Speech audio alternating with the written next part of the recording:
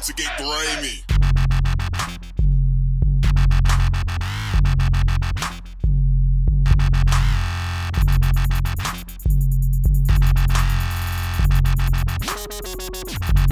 Spectrum Vida. I'm Guillermo Cita with my co-hosts Alex Ramirez and Albert Cita. Can you never do the introduction again? He's a hype man. I like it. We all need a hype man, right? Alex said to do it again. Come on, man. So this is. Hope you guys had a good Easter weekend. Growing up was kind of one of my favorite holidays, right? Yeah, you go. We go searching keep it for real. eggs. There was quarters, nickels. Come on. We Yeah, searched exactly. for eggs We for got like quarters. 2 years. 2 years is the only time we really got Is eggs. We there got still quarters, eggs? nickels Like- for the ice cream man. Come on. That's true. Yeah, the whole part of the egg hunt was kind of cool. And growing up, I never got any money at all. I got candy, so I was kind of disappointed. I don't want. Actually, we got more money than we got candy. I got candy. know. My cousins always got the money. I was always so mad at them. Like, you got like 50 cents or 75 cents or like a bunch of pennies in Even one. the pinatas, I know there's more money in pinatas than candy now. Which I'm not. That's not a complaint. It's just That's how I want it. that's just laziness on the part of the parents. So got Easter Whoa. weekend. The That's uncalled for. the big movie news over the weekend was the debut of Furious 7. Early reports came in over $143 million. And a lot of people crying at the end. Oh yeah, is that what it is? I didn't. No, I didn't see it It myself. was all over Facebook. Oh, yeah. I'll wait for everyone in their for it mom on were DVD. crying. Yeah, Sorry, Alan. I'll wait for DVD. I'm not gonna lie. I'm not even gonna wait for the DVD because I'm not gonna watch it. I'm gonna tell you right now. I, in my whole lifetime, will never, ever see Fast and the Furious 7 or Avatar. All right, those are the 2 movies. I don't care. You can give me $1 million. I ain't Not watching Avatar? that crap. Yeah. Dude, at Magic Kingdom, they're creating Avatar Land. You have to watch the movie now. No, Kingdom, never come in my on. life. What? What's Never wrong with in that? my life. I mean, if I want to see Avatar, go watch the Smurfs, bro. Yeah. I Supposedly you're ain't gonna see into- a floating island at Magic Kingdom. Come on, guys. what the heck, Avatar? I'm not gonna lie. It's in the works. I have not seen a single frame of any of the Fast and Furious movies at all, so this one does not interest me at all. I mean, Paul Walker is unfortunate, but like, even that, him dying was I am like so good. wasn't like I haven't it been at able to all. avoid the whole trailer. Yeah, I seen Yeah. clips of the trailer, but I have managed to avoid the whole trailer from beginning. You to know, end. I haven't even watched any since it's- Tokyo Drift. I don't even know you know what the what? story And is. See, I know ever since Lil Bow Wow got introduced, I was like, this ain't serious. is there? That's a good. Are there any like popular movie genres or like franchises you guys ever seen when before? is Ludacris gonna do another album? Sorry, I missed Alex's Okay, question. So no, Stop cutting them so off. like, have you Let it got drop? Oh man, big game? Thank you for the ludicrous update. I'll give you a Ludacris review. Are Next there week, are there any Wait, what was your any popular film franchise that you guys never seen? Like I've never seen a single minute of the Harry Potter at all. Oh, that makes 2 of us. Look, I've yeah. only seen the first one. I had to watch every single Harry Potter Okay. because my significant other is one of the biggest Harry Potter fans. So I've seen 1 through 8 or 9. I don't even I'll touch it. So what are some That was a popular lot. franchises that you never seen? I haven't seen The none Twilight, of right, obviously? No, I've seen Twilight. Oh God, Twilight. My That's wife is Oh a big my Twilight God. fan. My Okay. significant other I time. Okay. haven't seen like Divergent. Hunger Games. I haven't seen the Hunger Games. You I've Hunger seen the Games? Hunger Nah, Games. I've seen. Oh my God, I'm surrounded by 2 women right here. Oh my I God. went to the midnight showing for the Hunger Games. Oh my so did I. What's a proper franchise that's like Well, that I a man should see apparently? I didn't see The Hobbit. Any Oh of the yeah, Hobbits. I've seen. I've seen all the. Yeah, I haven't seen. No, Lord but of look, the Rings. this is why. Because I saw all the Lord of the Rings, right? Yeah. I didn't see all the I Lord did of the not Rings. really care for the Hobbit, but I was like, dude, I went this far. I Yeah. gotta finish. You know, so I just finished. Transformers. I haven't seen the Transformers. I never seen the Transformers. Thank God. I've only seen the first one. Yeah. The That's first why one. Billy- Of Yeah. Shia LaBeouf. That's kind of crazy. Like, people just assume like, well, people watch them all, right? Like the Marvel. I'm behind on all the Marvel franchises. Yeah. Well, I will not watch the Ninja Turtle trilogy 4 or 5 movies that they'll create of that. Oh yeah, I I haven't didn't seen see the first one. I didn't see the Michael Bay one, but I did see the Well, other the 2 No, animated no, I'm talking about Yeah. the Michael Bay one. No. Oh yeah. They're in the works That's for part another one. 2. You put down the list: Avatar, Fast and Furious 7, and Michael Bay's Ninja Turtle. The things are just massive box office, and people talk about like I'm just over my head, Yep. like the whole Divergent series and Hunger Games. You know what and- people need to start getting hyped about? Screw all this Fast 7, whatever. You know what? Mad Max is around the corner. Yes. And it's pissing me off that there's not that much promotion out there. Mad Max is gonna blow your mind because the director's actually gonna have some money Yeah. this time to make his spectacular work come to life. And you don't know how pumped I am whenever time I see the Mad Max trailer, bro. I Well, put that thing on surround when sound. you have good- it's awesome. When you have a good script or good story and good acting, that's what people should be excited about. Well, not Mad- explosions. Tom Hardy can't do nothing wrong. Mad Max Tom Fury Hardy. Wars. Tom For Hardy. Fury Road, going to start with Tom Hardy, Charlize Theron, the beautiful Charlize Theron. Like yes. ugh. It's just blowing my mind just thinking about it. I'm trying to see. That's what we need to get hyped about. It's around the corner. Let's start making a Mad Max countdown. Yeah, so you brought up right director George Miller, who wrote all the original ones. You know how I got money for this one? How to get money? Happy Feet. He's responsible. Woo! The man who brought you Mad Max is the man responsible for Happy Feet. So the money he got from Happy Feet, he's like, I'm gonna turn around and make the Mad Max I wanted to make now. So early rumors of their production that Mel Gibson's gonna make a cameo on this one. Wow. So, but just to think of that Mad Max, like he made Mad Max, and people will put Mad Max down in legendary status. It was a good movie, but then he himself said, "Look, that wasn't what I wanted to show you. If I ever get the money or the budget, I will show you a Mad Max." Yeah. And that just hypes me up even more, man. We'll see that everybody push X or pause on our video. Yeah, but also with George Miller, he has two loves in life. He loves cars and animals, because he's also responsible for Babe and Babe 2 Picking the City. Hey, but let's keep it real. Guillermo, wasn't Babe the thing? He saw if you're still watching this video. So in between Mad Max, he did Babe, Pick to the City, Happy Feet. Jackson, So tell me you're not a Babe fan over there. What? Get out of here. Charlotte's Web. Charlotte's Web. He was a Charlotte's Web fan. You look like a Charlotte's Web type of guy. Okay, so what I wanted to talk about today on Spectrum Vida is we're at Easter. So at Disneyland. Well, when you're watching this, Easter already ended. Yeah, true. But at Disneyland and California Adventure, they do have this amazing Easter egg hunt that you go looking for these big eggs. You put a sticker and you get a rare collectible item when you go back to turn in your map. Oh, so they give you a map, right? They give you a map. It's and on $3.95. You gotta pay for the map. You gotta pay for the map. So you didn't tell me that. You gotta pay for the map. That's a good thing to know. Like, so you go to California Adventure. They have a different map at Disneyland. Yeah. But basically, it gives you a hint of where the egg will be. So, for example, let's say the first egg is in Paradise Pier. Yeah. You gotta look. There's an egg somewhere in that vicinity. You just gotta find the character in that vicinity. So then you put it in your map, and if you get them all correct, you go back, turn in your map, and you get a pick on randomly. So you get an Easter egg, and then when you open it, it's a rare collectible Disney. Okay, so the egg you find there's a sticker. You take the sticker from the egg, you put it on your map. You have the stickers with you. So you have the stickers with you with all the eggs. So basically, you just peel it off. Whichever egg you did find, you put it on your map. Oh, okay. That's cool. But what I was gonna say is, it makes you Disney. No, is this encouraged for everybody or just like adults or just for kids? Anybody. I see kids. Oh, okay. I do it with my son. Yeah, I'm saying like my son goes. I would do it. My son goes crazy. Okay. And it's funny when people are in the same vicinity looking for those eggs, and you know where it's at, and you're that one jerk that won't tell anybody. The only thing that bothers me is that they limit the Easter egg hunt to this date. And I think it's something that should be celebrated monthly because I love treasure hunting. Okay. I don't know about you guys. This Easter egg thing. Scavenger hunts? Yeah, scavenger hunts are the best. It starts in March and the last week of April. Oh, really? Oh, wow. Beautiful. I love it. So you can go to Disneyland this week. I think he's not talking about do it. Scavenger hunts. Yeah, he's talking about like not Disney. He's talking about in general. He like just searching for stuff in general. I love scavenger hunts. I mean, I did a thing one time where we all made party. We're gonna have a white party at Disneyland. And we're gonna have a scavenger hunt. Okay. A white party scavenger hunt? There you go. Blew my mind. That's what's going on right now. So finish your story. Let me tell my story. If people want to join us at Disneyland and you see people with white, that's us. Anyways, we picked a 24-hour Walmart nearby. We all wrote down a crazy item, something like find a country album that says like country in it. Yeah. And so we made a list, went to the 24-hour Walmart. We put everything in the shopping cart, and that was pretty fun. We left the shopping cart there. I'm pretty sure it wasn't fun for the employees. Exactly. But I'm just saying, I love scavenger hunts. Speaking of that reminds me of a story I read too a couple days ago. I think IKEA stores in Europe are getting mad because people are actually doing that. Yes. People are actually hiding and seek in the IKEA stores. Come on, hide and seek, dude, you just blew my mind. Exactly. So I don't even want to start something in the United States here, but like it's becoming a problem in Europe for IKEA. Yeah, they're getting kicked out, fined, calling the police. Like, I would just warn you, you're a little too late. But scavenger hunts and IKEA would be epic. Jackson, get David on the phone. I got an idea. We're gonna make a warehouse and do a hide seek facility. Tell me that's not gold. Do not steal the. If anyone listens, that sounds that sounds a little perverted, a little bit, but like a warehouse where people are gonna hide stuff. No, yeah, you're gonna hide yourself. Okay, even more perverted. Enter my warehouse and hide yourself. Maybe you'll be found. Maybe you won't. For $5.95. Now you're bringing a little sense to this idea. And this guy he got his mind blown off right now. But Albert's idea. They don't see it, Jackson. I see it. It's all come together now.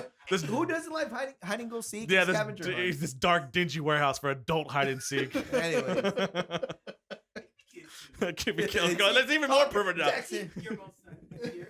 Yeah, you bring your kid to the warehouse and play hide and seek with them. Epic hide and go seek match. Come on, man. Well, I'm pretty sure the guy who thought about the whole was it the bouncy house warehouses thing? I'm renting a warehouse and have a bunch of bouncy houses there. You're crazy, man. Okay. The second thing and the final thing I wanted to talk about was the whole Josh Hamilton thing getting Sports related, sports related, admitting to drugs and actually not getting suspended. Had it been in any other job industry, that person would have been fired. And this comes from Angel fan. You're an Angel fan, right? Yeah, and I think people should be held responsible. I'm a big Angel fan, and yet I don't agree. He should have been suspended, and is not that I'm backing him up, saying he needs the help.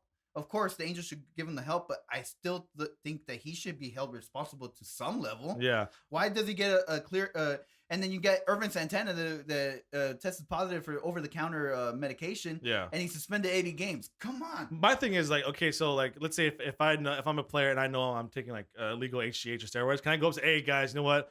You got a test coming up. I took some stuff. It's gonna come up positive. I'm really sorry. I've had an addiction problem, and I get I'm just so addicted to getting swole that I can't stop taking it. But like, is that a horrible addiction? If I come forward, I say, okay, hey guys, you know what? I tested positive for HGH. But I'm coming forward. Do I need to suspend it now? It kind of opens. I know like it's addiction, it's a different thing, but it opens up the door for so many different interpretations. Exactly. Which is a whole mess. Because if I'm like Melvin Cabrera, well, yeah, I mean, if I come to you and say, hey, I'm going to test positive for this. I mean, Josh Hamilton did it. He got away with it. Can I get away with it now? So well, let's stick to my scenario. It's like I go to work. Hey, I have a drug addiction problem. Don't fire me. I'm admitting to it. I'm gonna go get help. Don't have no repercussions for me because I'm admitting to it. Yeah. No, I should be held responsible for doing something illegal. Yeah. And so should Josh Hamilton. And I'm a big Angel fan, and I still think that we should support him. But at the same time, there should be some type of repercussion towards Josh Hamilton. Yeah, I think that's my grinds my gears segment of the day. I like it. Very good. I think that's it for today for Spectrum Vida. Stick around. We got some MMA news coming up. Also, a little bit of wrestling in there too. Sprinkled in. So if you want some wrestling, we always sprinkle wrestling. Stick Stick around in there. If not, hit the X button. Unless you already hit the X button. And this outro. If we lost you at the Happy Feet conversation, I'm sorry, but time to get grimy. Again, thank you for listening, and hopefully this is SpectrumVida.com.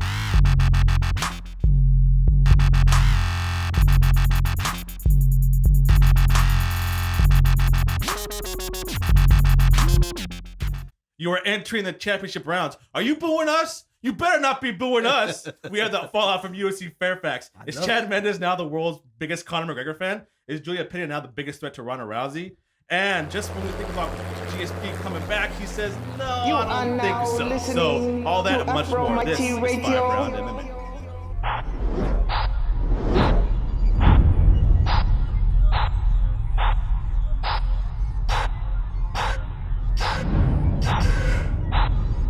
Hello there, my name is Alex Ramirez, alongside my co-host, Guillermo Cita. Albert Cita, you guys like my Al Ian Quinta impression at the beginning of the show? I loved it. You nailed it. I'm not going to lie to you. I almost thought you were from Jersey. Jersey? Oh, God. No. It's an episode of South Park where the Jersey takes over. Like, no, Jersey. He's going to start wearing some gold jewelry. I liked it because you were saying it out of emotion. So it makes sense. Well, when you give your heart out. Al Ian, do not defend Al Ian Quinta just yet. UFC Fairfax, the Patriot Center yesterday. It was early morning for us because we're in the West Coast. Like I think 8 o'clock start time with the prelims, right? Yeah, but I didn't wake up until like 10, so I started watching the main card. So we got to see. It was not nice. Got to roll out of bed, see some UFC. It wasn't too bad. Main event: Chad Mendes versus Ricardo Lamas, a pivotal bout in the featherweight division to see who maybe might have another chance to crack Jose Aldo or maybe Conor McGregor. So Chad Mendes proved that he's probably the best featherweight in the world, not named Jose Aldo. Just you guys your thoughts and opinions on Mendes' performance. Well, I don't approve with your statement because there's still Frankie Edgar, and there's still Uriah Faber, which they would never face each other at. Well, I would assume Mendes in favor, right? Mendes is in favor, but I think he's in the conversation of that 3, then Jose Aldo, and then we'll see what Conor McGregor does to put his name into that hat as well. But I think this does it for him, and he's going to get the loser out of the championship because I really think Frankie Edgar will get the title shot if he defeats Uriah Faber. Which I doubt is going to happen. I think Frankie Edgar has gone and went. I really do think Chad Mendes has the same situation with Uriah Faber, and it sucks because it's with the same fighter, which is Jose Aldo almost, because even though it's Dominic Cruz too for Uriah Faber, he has 2 guys that he's always can't get over the hurdle. I think Chad Mendes is in that thing where like he can clear. He himself can clear up the whole division. I think he has, hasn't he? Yeah, and it just sucks they can't go over that one little hurdle. Even though I think the last fight was very competitive, I had him winning. And that's what I would say. Chad Mendes over Uriah Faber. If Uriah Faber would win, because I think Chad Mendes fared better in the matchup compared to Uriah Faber. Again, if Jose Aldo wins, do you want to see another Jose Aldo Uriah Faber? You get me? So it's kind of like, do you want to see Aldo versus Faber again, or Aldo versus Mendes again? Yeah, exactly. Like, what's the outcome going to be? No, honestly, what I think is if Jose Aldo wins and if Chad Money Mendes is still there, he's just gonna move up. That's my personal opinion. But I think if Frankie Edgar is gonna get that title shot, he'll take, even though he already faced that, he'll take that one last time. That's another big money, and then he'll jump back up to 155. I can guarantee you that Chad Mendes isn't going nowhere. He's staying at 145. Oh, Chad Mendes is staying at 145. But Chad Mendes will be the champion at 145 eventually. Okay. Whether Jose Aldo's in that division or not, that's a different question. Yeah, that's what I'm saying. But I really do think if Jose Aldo defeats Conor McGregor, he makes the jump to 155. I don't think he does any more fights at 145. He has nothing to prove at 145 anymore. And keep in mind, too, that I think if it doesn't turn out well for Renan Barão, even though Renan Barão's not facing TJ Dillashaw anymore, when he eventually does, and let's say he loses, I think that clears the path for him to move up to 155 because I'm pretty sure Jose Aldo's done with 145 if he can beat Conor McGregor. Okay, so this is kind of wrap up. We got a lot of information there. Best and worst possible scenarios for Chad Mendes in the featherweight division. Conor McGregor wins. That's the best scenario. Best scenario. Worst scenario? Well, actually, no. You know, I take it back. Jose Aldo wins. Because that's the best scenario for best scenario for Chad Mendes would be Jose Aldo wins because it clears up the division for him, because I really think Jose Aldo moves up and it clears the path perfect to set up either Conor McGregor versus Chad Mendes or Chad Mendes versus Frankie Edgar. And the worst scenario is one, Jose Aldo staying, or Conor McGregor winning, which would set up a rematch, will extend the wait time for Chad Mendes. Albert, best and worst case scenario. Again, he couldn't be 100% wrong. Okay, lay it on us. The worst case scenario is that Frankie Edgar wins, because against your favorite. Because we as a fan lose, first of all, and second of all, Chad Mendes just has to take on. But what if he just wins wrestling? No. All right. In the best case scenario is Frankie Edgar loses, because either way, I think Chad Money's getting that fight, whether it be Jose or Conor McGregor. I just don't think Frankie Edgar's a big buy compared to Chad Mendes, so it doesn't matter that outcome. It just depends how he finishes. Chad Money Mendes, Guillermo. So the money's there, bro. No, that's why Mendes is a more of a draw than Frankie Edgar. If that was true, they wouldn't send him all across the world to promote a fight. So. Oh yeah, where's the favorite?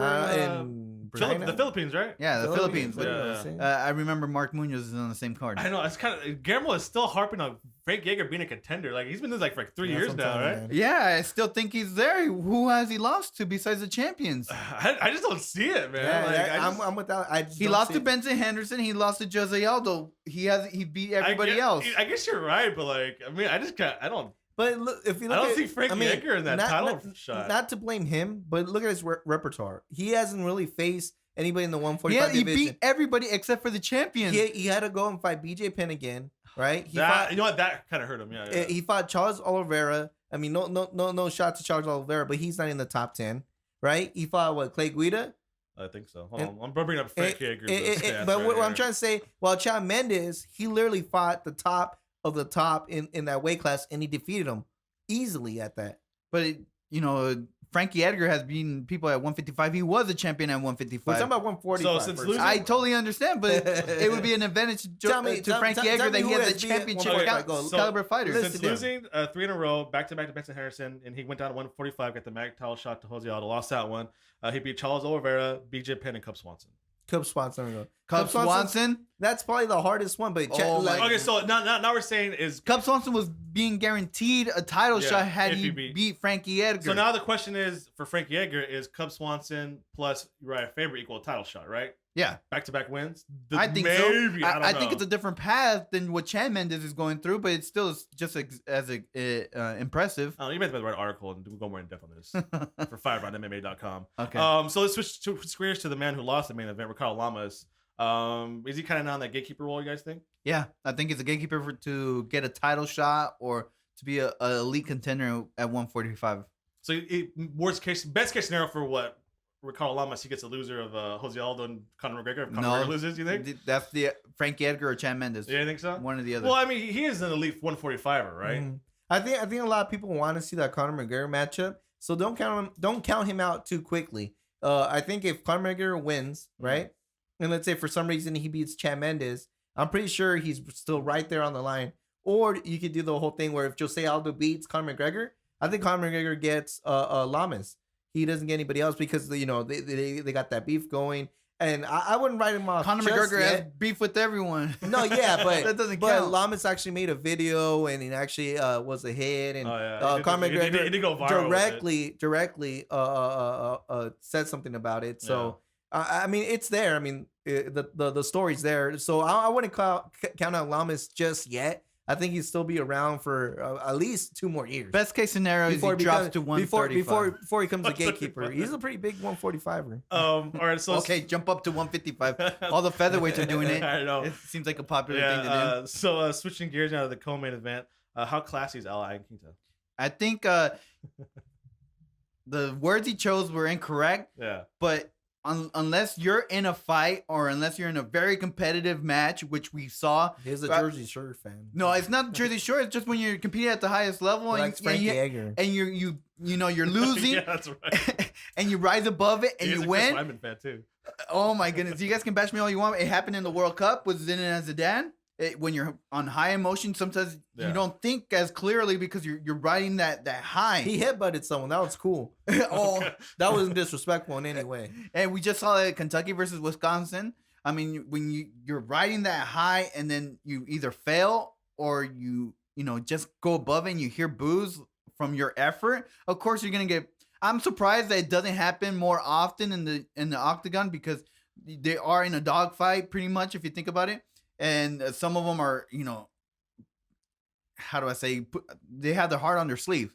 Yeah. So I'm surprised that they don't show more emotion during those post interviews. Well, and keeping their composure. Iaquinta did say after. It's like almost the shirt after the shirt, right? There's a shirt before the shirt. Yeah. So the interview after the interview, he said, "Oh well, it was in the heat of the moment, right?" Yeah. But I mean, Albert, when you see a man kind of like what is he to the limit, and you see how his real character is, right? Yeah. Was that just his real character? Yeah, that was his true self. But this is the thing. I didn't like the way he came out because it seemed kind of like he was crying about it. Yeah. But when it comes to stuff like this, I give people more credit if they just embrace it. It made me mad that he went afterwards. And If went he away. would have embraced it, you would have been bashing him even more. This is why I never can get behind John Bone Jones. He plays defense, bro. And I need you to go either full heel or you stay face. This is the guy who's been saying John Cena should be a heel for how many years now? Because He doesn't play the fence, Albert. He needs to go. That's why he needs to go straight heel, bro. He knows the people are hating him. But all I'm saying is they need to commit to it, and I'll give them more credit when they commit to it. Yeah, well, we'll see. Iaquinta went on a 4-fight win streak. Yeah. Now, obviously, the next Slowly rising, and maybe if he doesn't break maybe the top whole, 10 now. I mean, you put him in a card in Jersey, people are gonna be going crazy for him. So Yeah. maybe a star is kind of born out if he embraces the whole Jersey attitude type of thing. So we shall see. I know Chris Weidman's a big fan of it because they all train together. So and then Matt Serra, obviously, Serra Jiu-Jitsu at its best. So Juliana Pena returned after almost 2 years, a year off. and like a good chunk of months. She dominated in her bout. But what kind of bugged me was leading up to her fight and even after it, Ronda Rousey kept getting brought up. And my question to you guys is any woman on the 135 division who's like a 2-fight win streak, 3-fight win streak, is now automatically seem like a threat to Ronda Rousey? Do you guys get that vibe from it? Yeah, I just think because Ronda Rousey is like demolishing the division. Yeah. It's just let's bring a new fresh face that Ronda Rousey hasn't faced. Who's the hottest person right now? And they don't get enough time to accumulate 3, 4, 5 win streak. It's 1, 2, and then it's like, oh yeah, she's on fire right now. I think when it comes to this women's division, they really just trying to make contenders because it really isn't that fair. But my only problem is that I hate that they start talking about them before we see the actual performance, because when it comes to Ronda Rousey, we should only be talking like this if the person did like a 5-second KO or choke someone out in a fantastic something spectacular. And even though I know Jessica Pena took that long Julia Pena took that long break, I still don't, even though her performance was she's a great fighter. She's the ultimate fighter winner. Yeah. I don't think it was to that level of Ronda Rousey, so I don't think it should be in the same conversation. Because like Kat Zingano, I think did more that year building up to her fight than any other girl as far as the way she performed in the octagon. And that's why I thought she was well deserved to be brought up as far as, oh yeah, this is going to be Ronda Rousey's test. But when it comes to these other girls, I think you need to see a little bit more in the actual octagon. Yeah, I totally agree, because if you think about it, Misha Tate has a more impressive. It just seems to me like the media's kind of grasping at straws right now, just to find Exactly, anybody in the division who's going to be. Well, this person could be a threat to Ronda Rousey. Any girl that wins one fight, all of a sudden they want to start throwing the name out there. Yeah. So other highlights from the card. I know Dustin Poirier returned back to lightweight. I thought he was impressive. He even talked about it a little bit. Less weight cut for him, more natural weight, and he looked crisp. I mean, from a guy that's never been knocked out, from what I heard from Brian Stan, I thought it was pretty impressive what he did to him. Yeah. The only thing that concerned me about it was the other fighter looked a lot bigger than Dustin Poirier, and we saw that thing with Benson Henderson where he said, "Oh, I do a big weight cut," but then when you see him in the above weight, you can see why they had to cut down to a smaller weight class. What I thought was interesting too is after Chad Mendes defeated Raquel Lamas, the official UFC Twitter account said Chad Mendes now ties a record with Dustin Poirier for most finishes in the featherweight division. They talked last week. Is this a premature move to the? I mean. Yeah, to the lightweight division. I think it was premature, but if he still continues that. But if he still continues, we'll see now that we'll see a bigger 155ers if he can compete with them. And I don't mind fighters going back to for 155, 145 as long as their body can take it.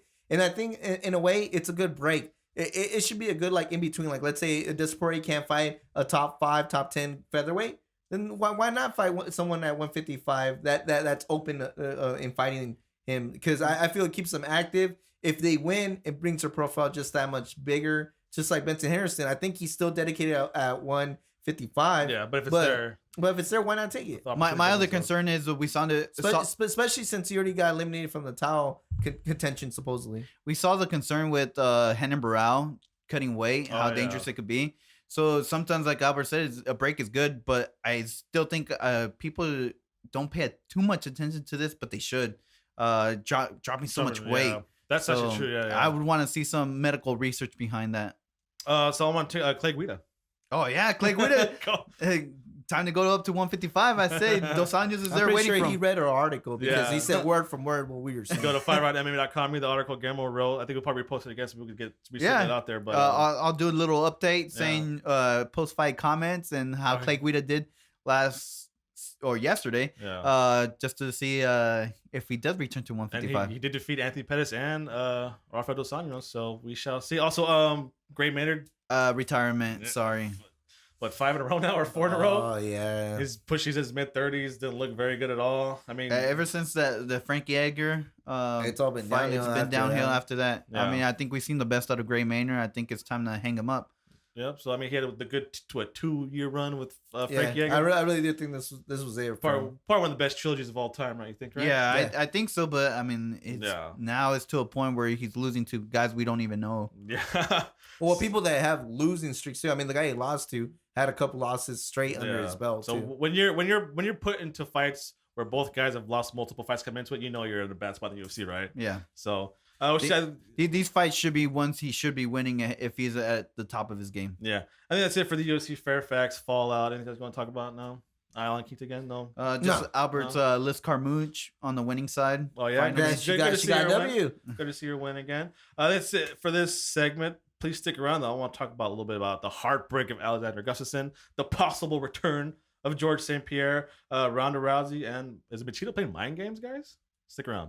Please visit 5roundmma.com on our social media on Twitter, Facebook, and Instagram. 5roundmma.com. All right, welcome. Thank you for sticking around. This kind of segment, I'm talking about the news and notes. This segment, this story came out on April Fool's. So I don't know if it's April Fool's joke by Luke Rockhold, who's pretty funny guy, I think, pretty outgoing. He put a picture on Instagram saying he got a Black House MMA T-shirt and tagged Ed Soares. Says, "Oh, thanks for the gift. I ran out of TP." So people are speculating maybe was it a Black House trying to play mind games with Rockhold, or was it Rockhold trying to play mind games with Machida? And then so we have in house a resident Machida expert. Albert, does Machida even play mind games? Well, this is what you guys don't understand. The mind game started a long time ago with Machida. When the fight was announced. If you follow him on Instagram, he puts little mind games in there as well. Okay, example, you just need again. I don't want to give out his game plan, But from what I heard and from inside sources is Ed Swords did send that out to Luke Rockhold, and it was Ed Swords trying to do an April Fool's joke on Luke Rockhold. But it's funny because there is a nice little clip out there if you go and look it up. Cain Velasquez as actually imitating Machida while he's sparring with Luke Rockhold. Oh, what? It's pretty interesting. I love this stuff. You should go check it out. Just my rebuttal is it Ed Soares or Machida? Because it sounds like It's Black House. It sounds like They are one and the same. They're one of the no, same. they are not. And while we're still on the topic, I'm gonna let out. There's also an interesting clip to Machida. He's has his hands, behind his back, and he's having people kick his stomach over and over. Again, What?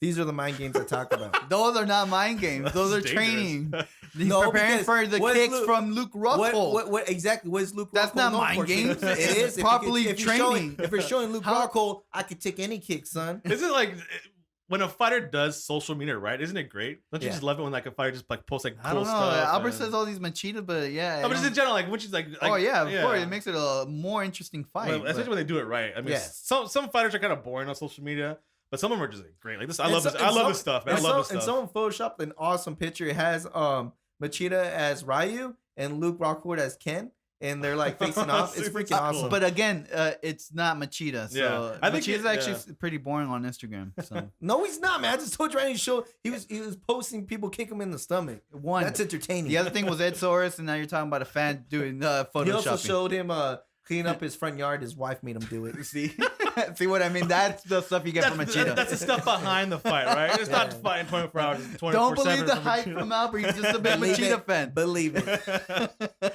So another story I want to go to on 5roundmma.com. You can check out 5roundmma.com to see all these stories. Ronda Rousey's manager has no idea how to promote anything. He was on UFC Tonight last week saying, and they asked him about the whole WrestleMania thing and if she's going to be appearing anytime soon. He just said, nope, it was a one-off. I was like, come on, guy. You never heard of kayfabe? Little wink to the camera, maybe saying, well, maybe she will return, maybe she won't. Nope, shut up, nope. She got Fast and Furious 5 coming up. So you guys kind of bored by that reaction? Because even her Twitter account said, oh, me and The Rock, we just getting started. And The Rock said, oh, yeah, we just getting started too. So, like, Well, that's how you promote. I mean, exactly. But her manager did a horrible job. You send out teasers. I mean, that I guess to your point, yeah, it was not a tease whatsoever. It doesn't get anybody talking, and that's kind of what you want. So This brings me back that I think they borrow from each other. And this is a good example when someone tries to ignore the wrestling entertainment aspect of it. Okay. And this is what makes me mad. You know why Brock Lesnar still has one of the highest pay-per-view buys? Because he goes out there and sells it, son. And that's what I'm trying to tell you. That some of these people need to quit pushing WWE I don't think away. he sold anything. I think he really hated Frank Mir. And really start embracing it. I mean, I think this was a good opportunity to just really let it out there. You know what I'm saying? And who cares if she wrestles or not? Yeah. Let me think that she's going to step into the ring. Exactly. If she doesn't, oh well. But guess what? I More thought brand about awareness. Yeah. I thought It's about like, it. what if like Ronda was like Paul Heyman as her manager, like even back in the day, Exactly. like Jimmy Hart or Yeah, Bobby the Brain Heenan, exactly. they would have teased it. Uh-huh. No. Well, according to contract, she's not obligated anymore to be a part of the That would be WWE. I was awesome like, if come Paul on Heyman- now, Yeah. kayfabe, guys. If you Ronda Rousey. yeah, kayfabe is a wrestling term that's kind of like keeping the storyline going, right? Kind of like. Imagine that Paul Heyman with Ronda Rousey and Brock Lesnar in the same corner. Oh wow, my mind is blown already. Wow. But again, there is she's busy right now. But again, WrestleMania 32. Can't wait for Entourage. WrestleMania 32 is a year away, so you never know what could happen. See, that's how you Be promote. careful, something. Turtle. Be careful. She's deadly.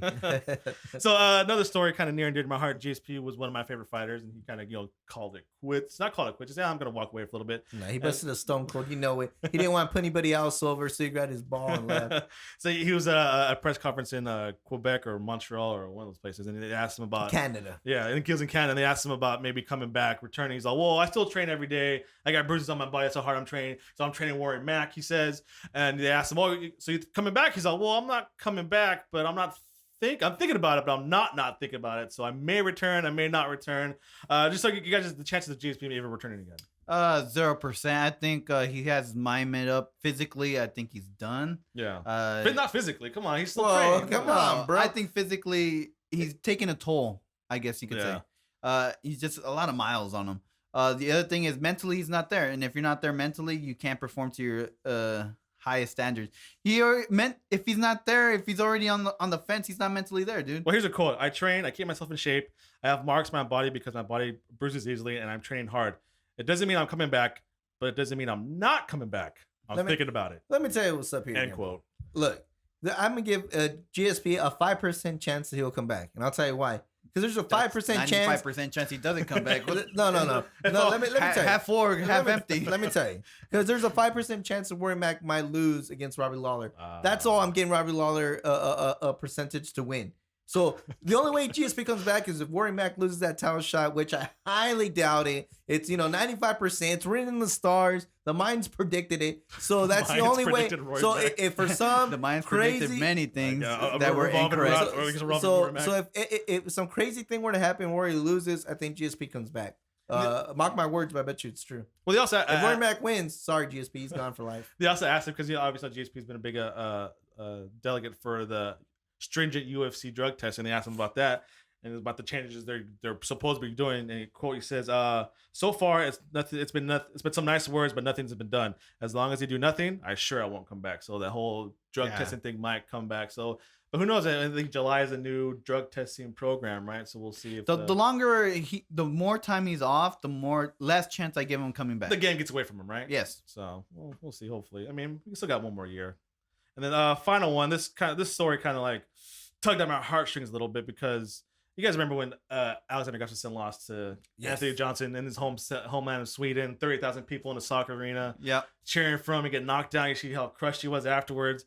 And according to an interview he did with the Swedish magazine, Gustafsson said he was nearly pretty close to quitting after that fight. To see quote here, he said, they thought about quitting. He's like, I was definitely been my worst difficult time in life and period so far. I was completely serious about quitting MMA. I don't really care about the title. It was just happened in front of my home crowd. My cousins were in the place. I just took it too hard. I didn't have the will to continue. I was really close to quitting, but I have received so much love from the fans, loved ones, and my team. So just your thoughts about that. I mean, like, it sucks whenever you have to perform in front of family members and people that care about you and not coming away with the victory or with the good performance. And I totally understand with Gustafsson. It just makes you like the guy even more. Hoping that he comes back, but just so Gustafsson know, he has support from not only Sweden, the whole world now. I mean, everything he's done is really impressive. Take a listen here, John Bon Jones. When you keep it real, bro, when you ain't fake, people get behind you, and that's what I really think. I mean, Alexander Summer's just keeping it real, man. Who wouldn't feel that type of feeling in front of your home crowd and everything? I think that's why a lot of people want to get more behind him now. If anything, I think he grew more fans from admitting that instead of trying to play the tough guy image. And I like it. I mean, it was a real remark and it was a real emotion. And I can't wait to see him back in the octagon and win. So yeah, he'll return June 20th against Glover Teixeira in Berlin. So they kind of keep him in Europe, in the European feel. Even Anthony Johnson too. After the fight, he's I do feel bad for him, but he was a true sportsman in his post fight win. But yeah, he's kind of like, oh man, kind of heartbreaking. Like, oh, this guy, like, I just felt for him. Yeah. So hopefully he could return back. I mean, I'm not really a big Glover Teixeira fan, but we shall see. I think that's it for news and notes. You guys want to part ways with anything you want to talk about? That I missed a topic that we guys maybe wanted to discuss? Something grinding your gears? No. Nope. I think we're good. Spectrum Vida. Oh yeah. We're also partnered up with SpectrumVida.com, guys. It's a great sports, entertainment, lifestyle, whatever we want kind of website. The show is also featured on there. We have articles that kind of cross-reference each other, pro wrestling, MMA, sports related, food and travel. And also if you want to contribute to it, just email us or leave a comment below. We're always looking for contributors of all types, of all viewpoints. So that'd be kind of great to do that. And is that it for today? Yeah, that's it. That's it. I want to thank all of our sponsors. First by Rock and Green eco-friendly cleaning products, the 5 Rounds clothing, which Guillermo is sporting here, and of course the RMA Foundation, Redemption Martial Arts. And please visit us at 5roundmma.com, SpectrumVida.com. Follow us on Twitter and Instagram at 5roundmma. That's FIVE. And like us on Facebook. Subscribe to us on iTunes, YouTube, and Podomatic.